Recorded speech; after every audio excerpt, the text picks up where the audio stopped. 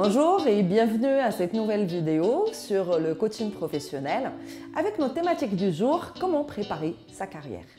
Alors, nombre d'étudiants viennent me voir ou lors de nos séminaires, en fait, on discute de cette thématique parce que c'est vrai qu'il est important de savoir quand est-ce qu'il faut démarrer la préparation de sa carrière. Est-ce qu'on attend d'avoir notre diplôme pour préparer sa carrière ou ça se prépare bien avant?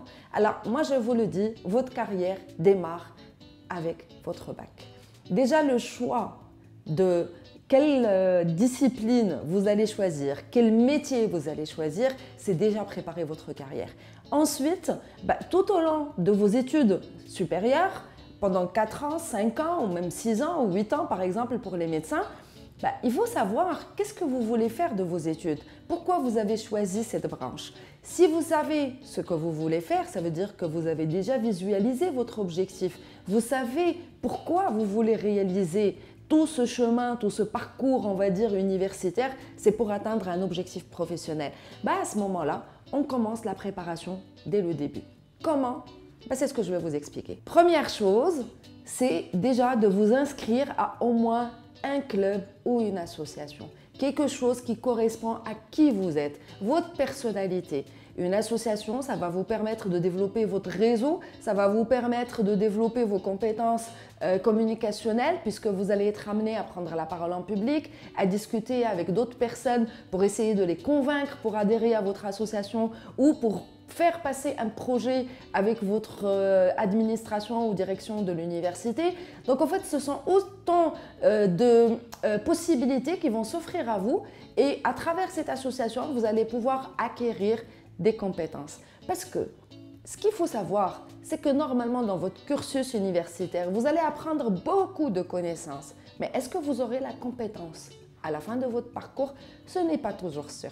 Je vais vous raconter pour ça une histoire qu'avait racontée un des coachs américains avec un monsieur au fait qui avait un bateau qui était très technique, mais surtout au fait qui avait un moteur hyper sophistiqué.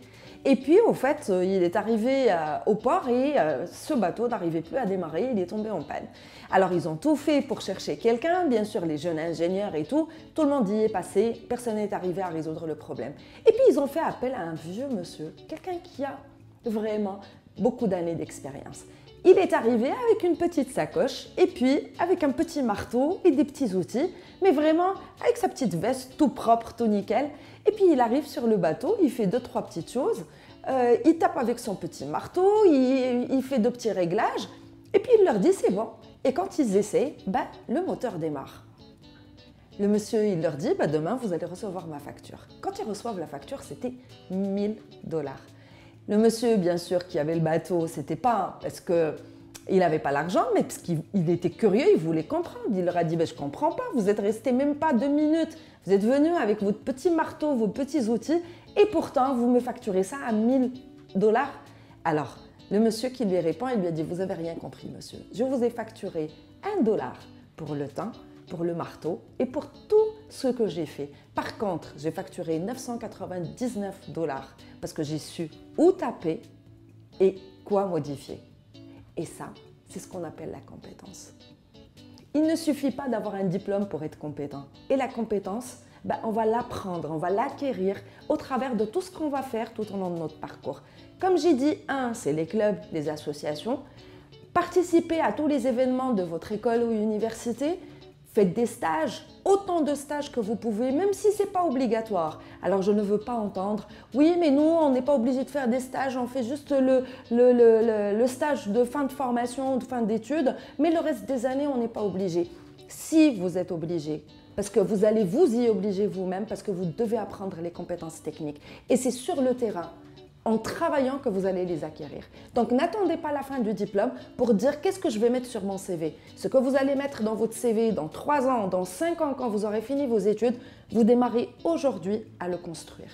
Je vous souhaite bon courage et puis je vous dis à très bientôt pour une nouvelle vidéo. Si vous avez aimé, merci de liker et suivez-nous. Et puis à une prochaine vidéo.